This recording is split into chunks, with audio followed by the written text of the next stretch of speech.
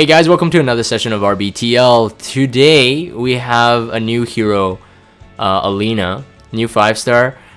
She's an ice soul weaver, and I feel the same way as the community. It's like, wow, there's too many ice soul weavers. So I think Smoggy just really loves ice right now. I'm feeling right now that we're lacking green, like earth soul weavers, in terms of like ones you can like bring consistently to a fight. So I think Destina right now is like the only one I would trust to bring into a fight. While Lots heals well okay, and Rin is interesting. It's just for Lots it's just healing, and if we're Rin it's just like it's RNG. So I feel like we're kind of lacking in that department. Anyways, regardless, we can't change it. It's too late. Soul Weaver, Gemini, so same stats as DN. So right now, DN, I have DN stats open right now. 5,254 health, 103 speed, and 694 defense. So in terms of defense, it's very high, so easily scalable. The HP is rather low compared to some of the Soul Weavers, but again, this is a Gemini. In terms of speed, it's just slower than like Sagittarius Soul Weavers, so definitely a lot to work with there. Although, I'll talk about it in a bit after we discuss her kit. I'm not 100% sure if I would want to run her on a 200 plus speed. Not just yet. Not really convinced that's the case. Whereas I think some tankiness would be required if you want to keep Alena alive, because I think it's very useful, of course, for every soul weaver to be kept alive. But for Alena specifically, I think that her kit lends to a slightly slower speed. That's my take on it. But 5,200 health is pretty tough. Back when I used to run DN on health ring, health necklace with the speed boot, I get about like 14, maybe 15,000 health. That's with like decent health, like 10% on the left side for each gear or something like that. So it's relatively low compared to like a Destina, like cancer types of soul weavers. It's relatively low, but anyways, you take that for what it is, because she could put invincibility on. So the argument is that, well, maybe she doesn't need that kind of HP. Regardless, here we go. So right before I did the recording here, kind of reviewed her skills on stream, kind of discussed it. There is okay, so first things first, I think that she's a very, very powerful soul weaver, because she brings a lot to her kit. Like if the trend is continuing, when we got Lilius, and I keep going back to Lilius because I think she's one of the best 5-star heroes released in the past little while. If we think about Lilius, it's a fire knight, but it's kind of like ignoring the predominant ice meta almost, because she brings so much to the fight.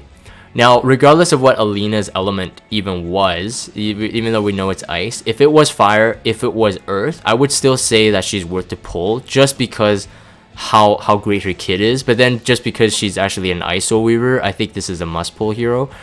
The S1 does a dispelling of 1 debuff each for 2 allies. So in terms of GVG, if you run your Elena with high enough effect resistance and she doesn't really get debuffed a lot, at least this will 100% guarantee the 2 other heroes who are quote-unquote debuffed to get dispelled, which is fantastic. So in a GVG setting, offensive-wise, I can see a lot of use for her, even against some of the meta teams. And in fact, I think she's actually brought in to counter somewhat of the meta right now. But we'll talk about that in a bit.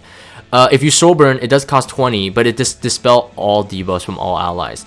That comes in handy, especially if you're doing some sort of like kind of a slow, grindy type of fight. So for example, even just this morning, I did some of my Guild War fights, versing one of these pretty meta teams right now, Lilius, SSB, and Arbiter Vildred.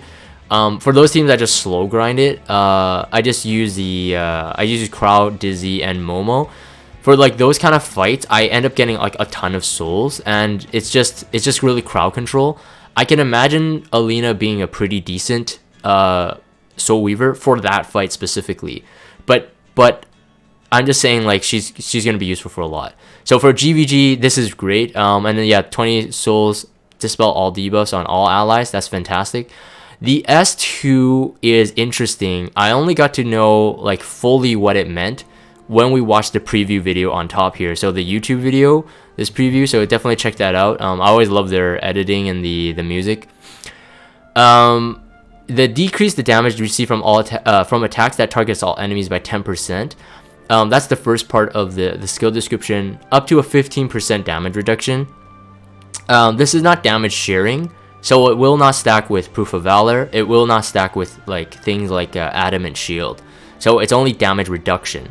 But up to 15%, that's fantastic. That makes her sort of like a mini C Armin. In terms of the damage mitigation, but only for AoE attack, so keep that in mind. So this would really do well with paired with a knight that has damage sharing. So either Eaton's passive, so Eaton's passive does a 30% AoE all around Aureus, so he absorbs the damage, shares the damage, or running a knight on an Aureus, so like a Crow or something.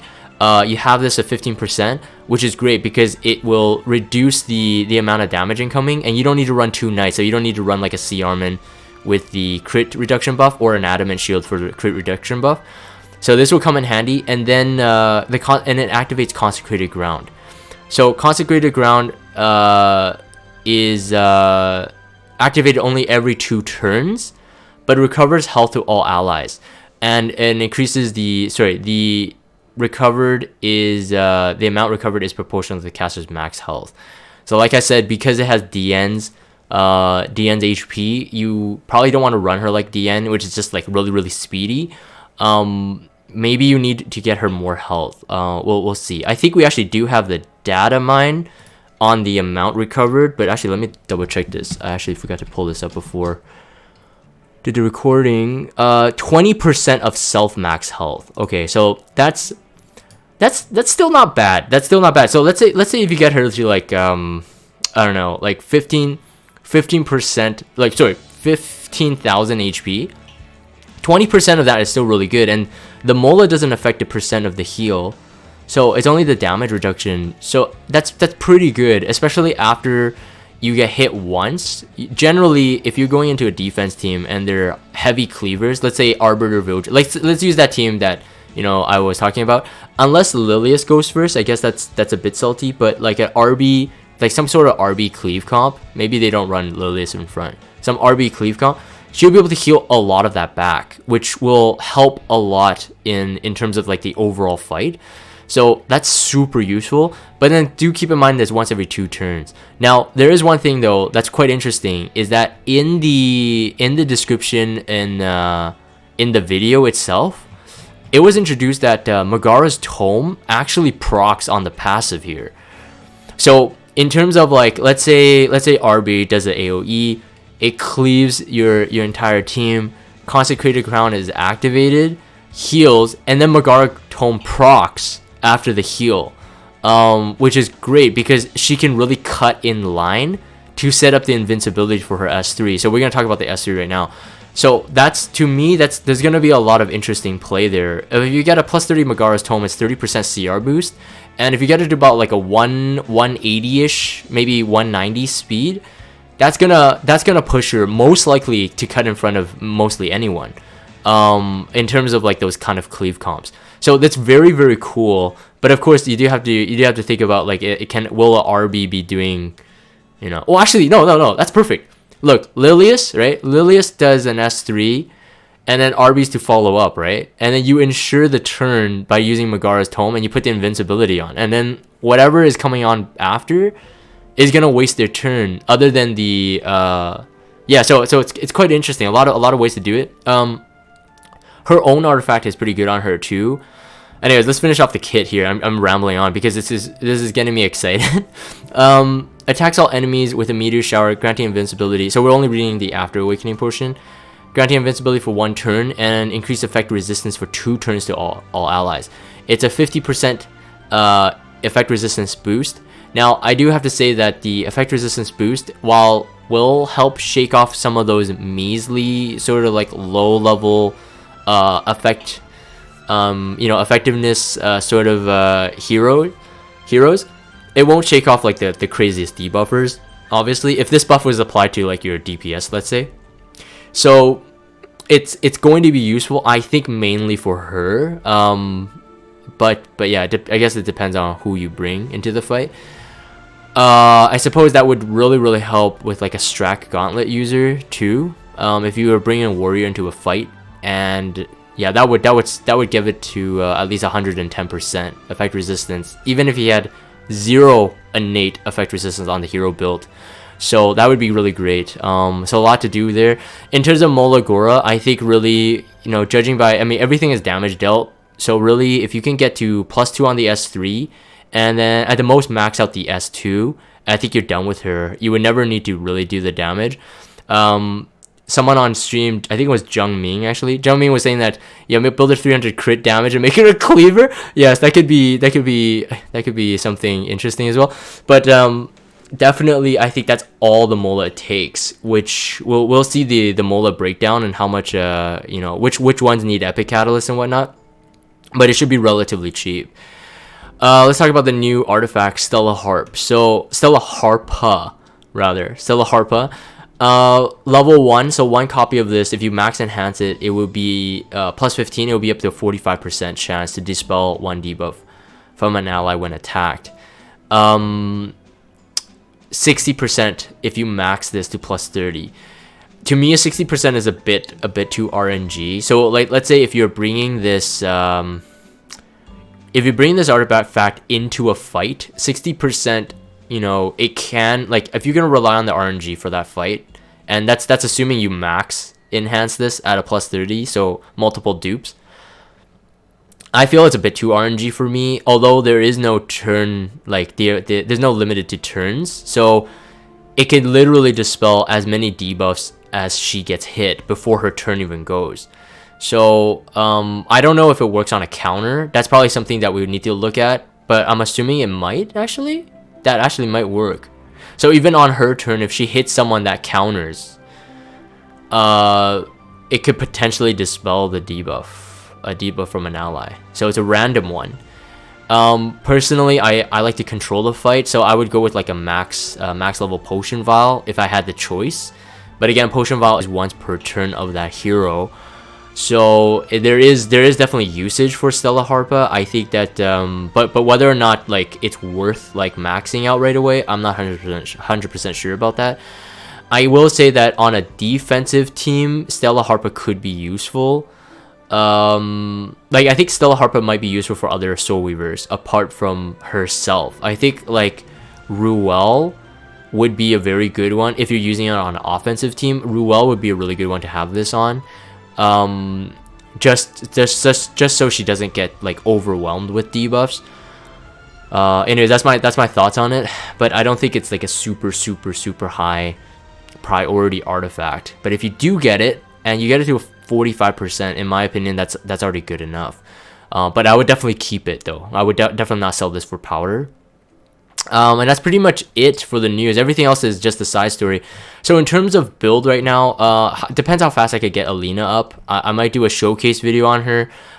In my opinion, she would be a very easy hero to showcase because her, like I said, her kit is very powerful. So almost like whatever we're facing right now in the meta, the debuff meta, the cleave meta, like, and even just like heavy damage, because she could put up the invincibility. There's just a lot she can do. Yes, I know people are saying that, yeah, she can't really counter Bazaar, but you know, you just bring another healer, right? I don't want a healer that can do everything. That's just ridiculous. But this is pretty good. Oh, one important thing though to note is that her self imprint is effect resistance up to 27%. So I know that one of my friends, Code, he wants to pull a triple less of her just to self-imprint it to get that 27% effect resistance. So it's very good. In terms of the imprint on the imprint release level, I think it's kind of garbage. I mean, Soul Weaver with attack, okay, sure, but 2 slots, okay, useful for GVG. But in my opinion, not that useful. Most likely, if people get multiples of her, I highly recommend you do imprint concentrator, because as much effect resistance as you can give her with the HP and the defense and the speed she needs, she's gonna love it. So definitely looking for high rolls on this hero.